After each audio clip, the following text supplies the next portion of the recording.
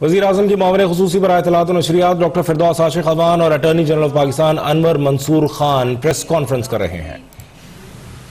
مسائل پہ قابو پانے میں کامیاب ہوئی ہے اور ہمارا معیشت کی طرف مثبت انڈیکیٹرز اور معیشت کو استحکام کی طرف گامزن ہو کے بین الاقوامی سطح پہ پذیرائی ملنا اور تمام بین الاقوامی اداروں کا پاکستان کے مثبت معاشی انڈیکیٹرز کی تعریف کرنا اس بات کی نشاندہی کرتا ہے کہ وزیر اعظم پاکستان اور عسکری قیادت نے مل کے پاکستان کو ترقی اور خوشحالی کی راہ پہ گامزن کیا۔ افواج پاکستان نے ملکی دفاع، قومی سلامتی اور دفاع کے پلیٹ فارم پہ لازوال قربانیاں دی ہیں۔ ان قربانیوں میں سب سے اہم دہشت گردی کے خلاف جو اپنی جانوں کے نذرانے پیش کر کے اپنے لہو سے افواج پاکستان کے ان بہادر جوانوں نے، افسران نے اپنے لہو سے امن کے دیے روشن کیے ہیں۔ آج کی اس صورتحال میں افواج پاکستان اور عسکری اداروں میں کام کرنے والے نوجوانوں کے اور وہ بارڈر پہ کھڑے سیاچین کا محاذ ہو، ہندوستان کا بارڈر ہو، ورکنگ باؤنڈری ہو، لائن آف کنٹرول ہو، ہمارے بہادر جوان دشمن کے دانت کھٹے کرنے میں مصروف عمل ہیں۔ ایسی صورتحال میں ان کے حوصلوں کو اور مورال کو بلند رکھنا ہم سب کا قومی فریضہ ہے۔ ایسی صورتحال میں جب داخلی اور خارجی محاذ پہ پاکستان کامیابیاں سمیٹ رہا ہے، ایک نئے پاکستان کا ایک ایسا جنم کہ جو رول آف لا کے ساتھ جڑا ہے، جو انصاف پسندی کے ساتھ جڑا ہے، جو جسٹس فار آل کی بات کرتا ہے اور انصاف کے تمام تقاضوں کو پورا کرتے ہوئے ہر شخص کے لیے یکساں انصاف کی جو پاکستان تحریک انصاف کے قائد عمران خان صاحب کی جدوجہد ہے کہ دو نہیں ایک پاکستان۔ ایسی صورتحال میں ایک ایسا فیصلہ آج ٹی وی سکرینز کی نظر ہوا اور آپ نے دیکھا کہ مسلسل اس فیصلے کے بعد جو لوگ جشن منا رہے ہیں، یہ وہی لوگ ہیں جنہوں نے 2008 کے الیکشن میں اور پھر اس کے بعد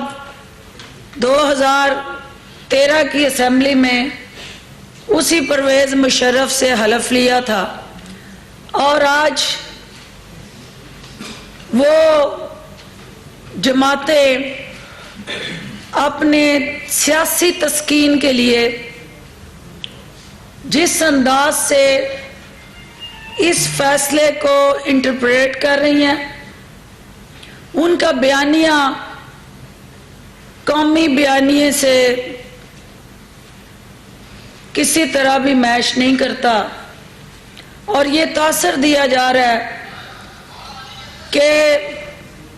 افواج پاکستان کوئی ایسا ادارہ ہے جو خدا نخواستہ پاکستان کی قومی سلامتی، دفاع اور قومی مفاد کے ساتھ لا تعلق کوئی ایسا پلیٹ فارم ہے. یہ پہلی دفعہ ہے کہ افواج پاکستان نے جس انداز سے سویلین گورنمنٹ کو سپورٹ کی ہے اور جمہوریت کی آبیاری کی ہے اور اس جمہوری پودے کو ہر طرح سے پروان چڑھانے میں کلیدی کردار ادا کیا ہے، تو یہ افواج پاکستان کا جو جمہوری چہرہ ہے، جو جمہوری کلچر ہے، جو جمہوری رویے ہیں اور جو جمہوریت پسند ان کی سوچ ہے، پوری قوم جو ہے ان کو خراج تحسین پیش کرتی ہے. لیکن کچھ ہمارے سیاسی نادان دوست فوج کے کردار پہ انگلیاں اٹھا کے ادارے کی تضحیک میں مصروف عمل ہے. کسی فرد واحد یا شخصیت کو ٹارگٹ کرتے کرتے وہ اتنے آگے چلے جاتے ہیں کہ وہ ادارے کی ساکھ پہ حملہ آور ہوتے ہیں. تو چونکہ یہ ایک بڑا اہم فیصلہ ہے، اس فیصلے کا جو قانونی اور اوورآل اس کے بیک گراؤنڈ کے ساتھ جڑے اقدامات جو ہیں وہ اٹارنی جنرل صاحب تفصیل سے آپ کے سامنے رکھیں گے. اور میڈیا سے میں یہ گزارش کرتی ہوں کیونکہ آپ اور ہم سب پہلے پاکستانی ہیں، اس کے بعد جو ہے ہماری کوئی پولیٹیکل ڈویژن ہے یا کوئی اور پیشہ ورانہ شناخت ہے، تو یہ آج اور کل سے جس انداز سے ہمارے دفاع اور قومی سلامتی کے اداروں کو ٹارگٹ کر کے ملائن کیا جا رہا ہے، اس سے پاکستان کی اپنی یکجہتی اور قومی سلامتی داؤ پہ لگ رہی ہے. پاکستان کے مخالفین بغلیں بجا رہے ہیں اور پاکستان کو کمزور کرنے والی بین الاقوامی جو ایک کہہ لیں کہ مختلف ریجنز میں انٹرنیشنلی پاکستان مخالف قوتیں وہ اس قسم کے ہمارے ڈیوائیڈڈ بیانیے کو پاکستان کی کمزوری تصور کر رہی ہیں. تو ہمیں اپنا نقطہ نظر دینا ہے. پاکستان کے اندر جو right of freedom of expression and speech جو ہے، آپ اس کو ایکسرسائز کریں، یہ آپ کا حق ہے، لیکن اس کو ایکسرسائز کرتے ہوئے، اپنے حق کو ایکسرسائز کرتے ہوئے اپنی دھرتی ماں کا اور اس ریاست کا جو آپ پہ حق ہے اس پہ کمپرومائز نہیں ہونا چاہیے. اور جو لوگ مختلف میڈیا میں آ کے جو بیانیاں دے رہے ہیں انہیں اپنے اپنے گریبان میں جھانک کے یہ سوال ضرور کرنا چاہیے کہ وہ اپنے حق کو ایکسرسائز کرتے کرتے اپنی دھرتی ماں کا اور اس ریاست کا استحصال کرتے ہوئے وہ حق جو ہے اس کو مس یوز نہ کریں. اور ہمیں ہم سب کے لیے پاکستان سب سے مقدم ہے اور ہمارے ادارے جو ہیں یہ ہماری طاقت ہے، اور اپنے اداروں کو کمزور کرنے کی کسی بھی سازش کا ہمیں حصہ نہیں بننا. اٹارنی جنرل صاحب آپ کو اس حوالے سے اس کے لیگل ایسپیکٹس اور حکومتی ترجیحات کے متعلق تفصیل سے آگاہ کریں گے.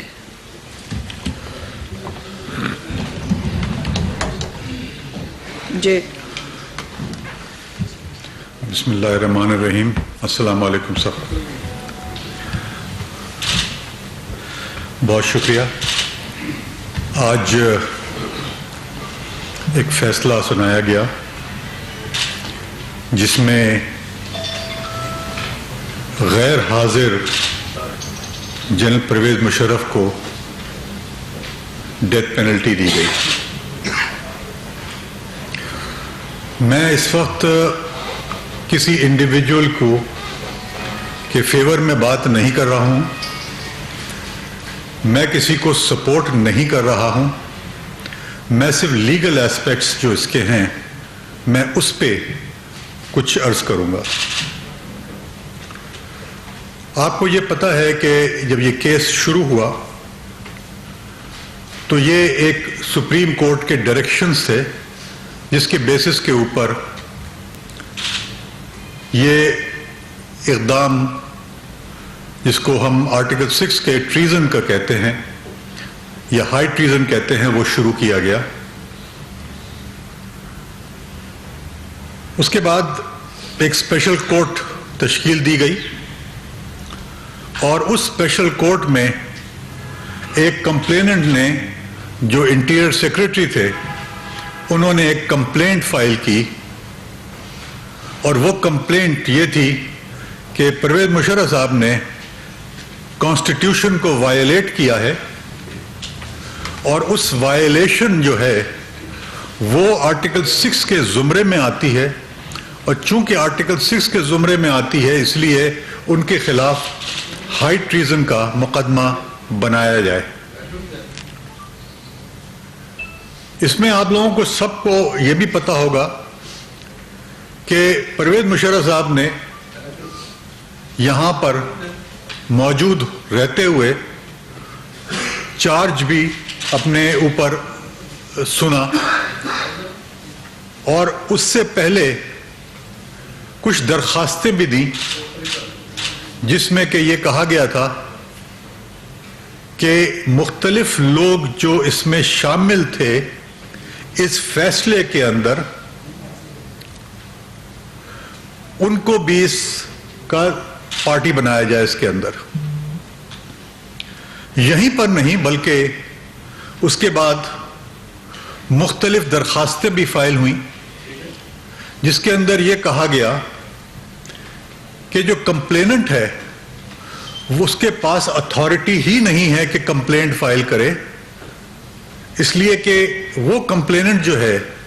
وہ 18ویں ترمیم سے پہلے اس کو ایک اتھارٹی دی گئی تھی اور وہ 18ویں ترمیم کے بعد وہ اتھارٹی جو ہے اس کی ختم ہو جاتی ہے اس لیے کہ 18ویں ترمیم میں آرٹیکل 90 کانسٹیٹیوشن کا امینڈ کر دیا گیا جس میں کہ پہلے لکھا ہوا تھا کہ پریزیڈنٹ خود یا اپنے سبارڈینیٹ افسران کے تھرو کوئی کام کر سکتا ہے جو بھی کرنا چاہے. اس کا مطلب اتھارٹی بھی وہی دے سکتے ہیں. آرٹیکل 90 میں بڑا میجر امینڈمنٹ آیا اور امینڈمنٹ یہ آیا کہ آرٹیکل 90 میں کہا کہ ہر کام جو ہوگا وہ پریزیڈنٹ کے نام سے ہوگا اور اس کو کرنے والے جو ہیں وہ پرائم منسٹر وہ فیڈرل گورنمنٹ ہوگی اور فیڈرل گورنمنٹ کا کانسٹیٹیوشن جو ہے وہ پرائم منسٹر اور فیڈرل منسٹرز ہوں گے. اس کا مطلب یہ ہے کہ اس کا کیبنٹ جو ہے وہ ڈیسائیڈ کرے گی کہ کس کو اب اتھارٹی دی جائے. جو